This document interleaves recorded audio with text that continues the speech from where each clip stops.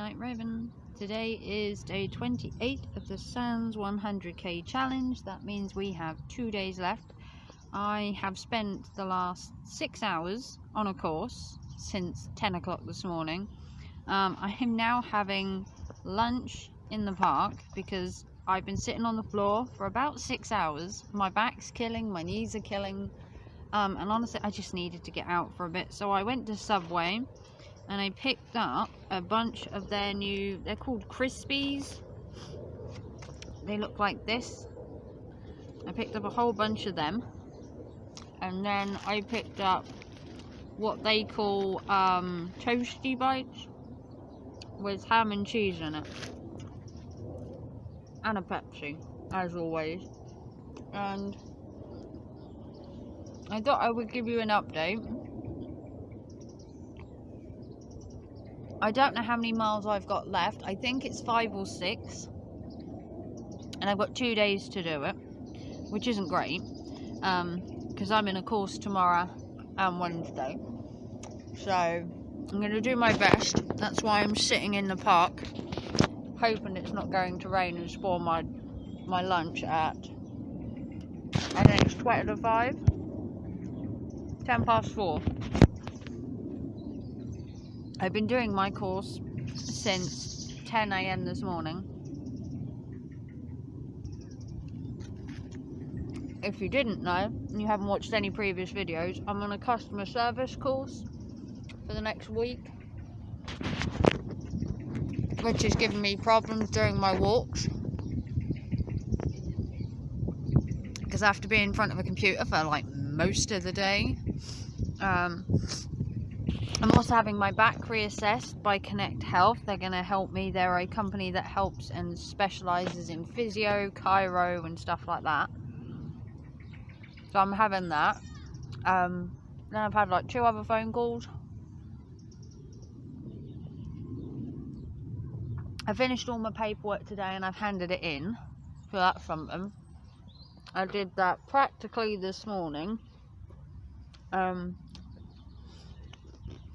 But there is more coursework to do tomorrow and Wednesday and Thursday, and Friday should be the finish of it, hopefully.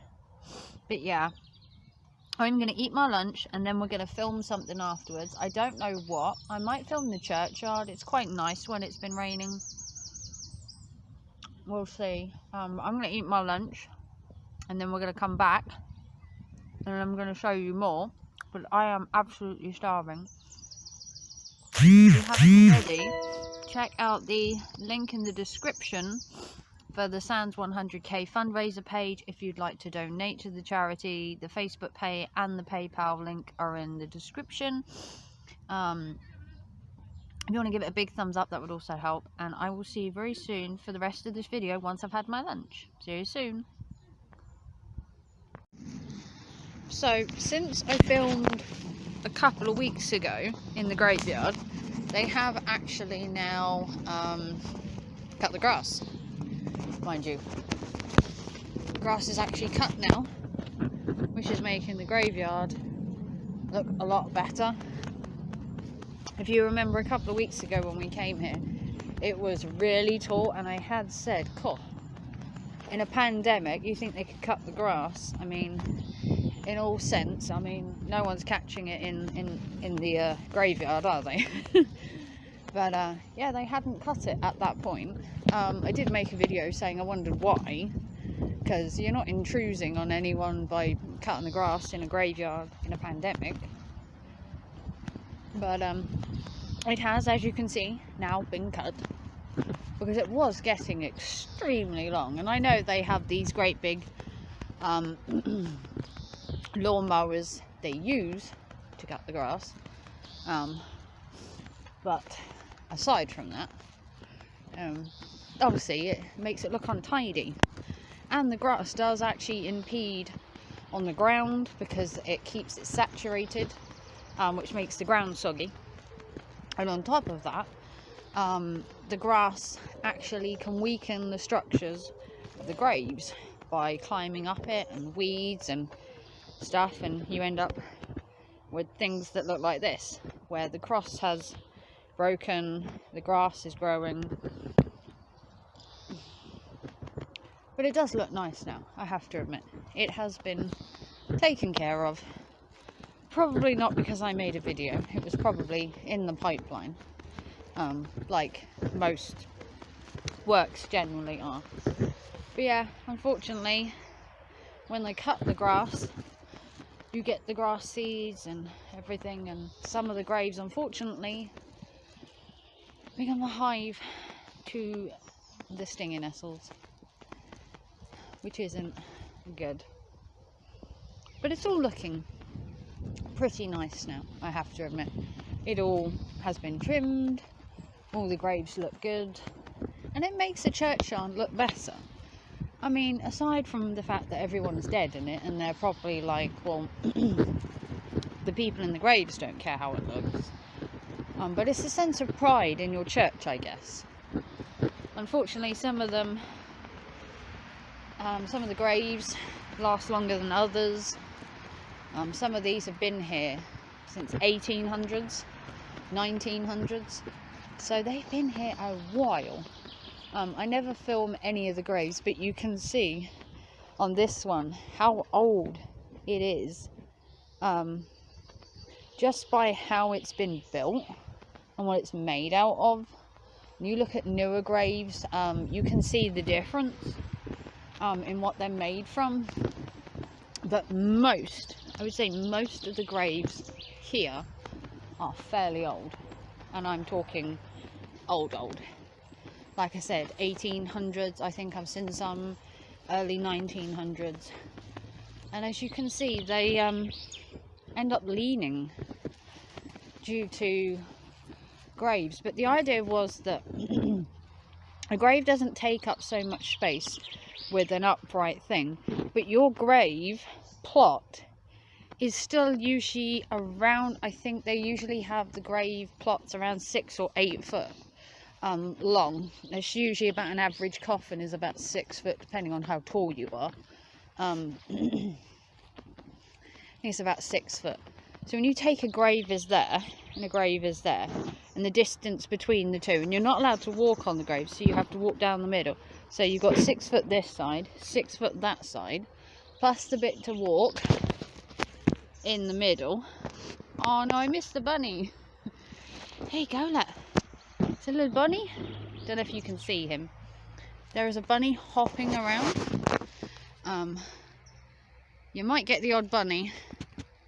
Don't know if you can see him while I'm filming. He's sort of darting in between each of the graves. But there's a hive for bunnies around here. It's just they're so quick, you can never film them. But as I was saying, 6 foot this side, 6 foot this side. Have to walk down the middle because you can't walk on the graves. It's improper. So when you take that, you've got 6 foot one side, 6 foot the other, an average, I think it's 10 or 12 inches in the middle to walk down. You know, you're talking a good 12 foot just to have 2 graves in a plot opposite each other. So that's 12 foot of space for 2 people to be buried. You take how much an entire graveyard has. If you see, they're in a great big row. So you've got 6 foot out this way, 6 foot out this way, a bit to walk down the middle. You take 12 foot of ground to have a grave there and a grave there. And that's why graveyards are filling up, because it's just not possible to bury people with how much space you need. Here's a little bunny down there, don't know if you can see him, but to walk down the middle between the two, you have to have 6 to 8 foot each side, and then the space to walk down the middle. That's why graveyards get split up so much, which is technically why I believe in cremation as a form of dispersing of the body, or what you want to call an eco-burial. Now, an eco-burial is very, very different, or a humanitarian burial, if you want to call it that, where you have the body in a basically a cage on the floor, and you leave it exposed to the elements, and the body decays naturally with the surrounding environment in the open air, with this cage over the top to try and stop birds and stuff like that. But it's like an open air burial, and you leave the body to decompose, and that way people like pathologists and good afternoon ducks and forensics can look at how another bunny can look at how the body decays.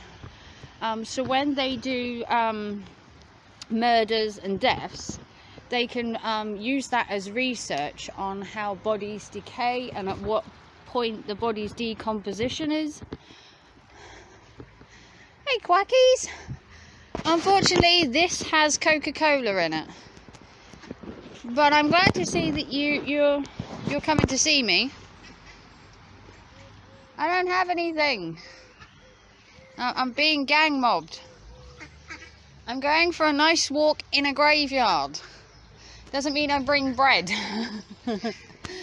But like I was saying, they use these open air burial decomposition sites so that they can use that as pathologists and all that can study how far a body is decomposed. So when you get murders and that, you can determine how long a body's been in a certain situation, and how long it's been dead for, which I think is kind of cool.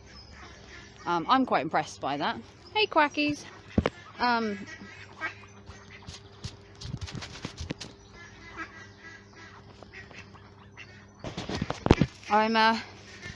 not sure what everyone would think about that information, but I've told you nonetheless. So you'll have to let me know in the comments if you found that interesting. It is a bit of a taboo subject, mind you, talking about graves and death and studying decomposed bodies, but if you found that interesting, please give it a like. Leave me alone. You can't even go to a graveyard without being mobbed. So I hope you found that interesting. Like I said, I'm not the connoisseur of graves and death and stuff like that. But if you found facts like that interesting, then I can also do other videos on the afterlife or death or procedures for burials. I don't know. I find it quite interesting to learn about the afterlife. Obviously I'm doing the Sans 100k Bunny Again charity for the neonatal and stillborn deaf, which is an interesting subject to talk about because we are researching more bunnies. We are researching what causes stillbirth, neonatal death, problems in labour, problems in delivery, things that happen in the womb that can't be controlled, and obviously it's an interesting topic. Like I said about graves being old, I'm not going to show the person's name, but this grave has been here since 1853 or 1863. So when I said they'd been here since the 1800s, that's the kind of grave I meant. Because when you get an old enough grave, eventually you can't see it. The only way you'd be able to read what was on that grave is if you did a grave rubbing, where you get a piece of paper and you get a piece of chalk or a crayon, and you do like you do with the tree rubbing, but you do it on a gravestone. And that would be the only way to see what was on the grave. But yeah, so if you found my grave topic interesting, which I personally think it is, but the graveyard is looking a lot better. It's a lot cleaner, a lot tidier. The church itself looks fine. Same old, same old. It was more the graves that hadn't been mowed, and as you can see, they've took care of it. Some parts obviously haven't. There's like Sting in it or Heaven. But the actual, when you gaze across now, it doesn't look like we're in the jungle. It's, there you go, there's the bells for I don't know what time. 4:30. They ding every quarter an hour, and then they ding on the hour. So you got 1/4 past, 1/2 past, 1/4 to, and then they ding on the hour as well. So you get a minor ding every 15 minutes, and half an hour, and 1/4 to. And then you get a full chime for the hour of how many hours it is. So at 5 o'clock you will get 5 chimes, and then in between, between 1/4 past, 1/2 past and 1/4 to, you get a chime on the every half hour. I don't know why. I don't know if anyone's sitting here to find out, but it is kind of how you work out what the time is. Maybe if you didn't have a clock, maybe. But here are the resident ducks of the churchyard. So I'm going to nip to Iceland and get a couple of bits, and then I'm going to get home and finish this video. But if you liked the video and you enjoyed my little talk about the graves, give it a big thumbs up, and I will see you very soon. So I'm back home. I went to Iceland and I picked up 3 things just to finish off this video. First thing, Swiss roll. Chocolate and vanilla Swiss roll. Now this is really nice with some custard on the top. Who else does that? Comment down below. Do you put custard on your Swiss roll? And you cut a little bit up, put it in a bowl and cover it in custard. Just me. That was £1.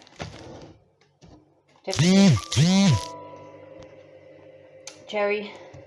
I think this is £1.25 or £1.50. It's not very cheap at Iceland, but it is Pepsi Max Cherry today. Little 1.5 litre. And the last item I bought were these new mac and cheese bites. And this is the second pack I've had. I actually bought a pack yesterday and didn't film. But these are really nice. They don't have too much mac and cheese in them, so if you're looking for just a hint of mac and cheese, it's probably about right. But they're literally just kind of a crispy coating with mac and cheese. And they were £2. You only get 8. I think it's 8 little balls in the inside. But I found that 8 was an entire meal for me. So if you want to see more, give a big thumbs up. We have 2 days left of the Sans 100k challenge. Hopefully you enjoyed the cemetery footage. And I will see you all tomorrow for the one before the last of the Sans K challenge. Remember, link is in the description for the Facebook page, the PayPal and the fundraiser page. You still have time to donate until the 10th of July. Give it a big thumbs up, like and subscribe, and I will see you tomorrow for another video. Take care and thanks for watching. Bye.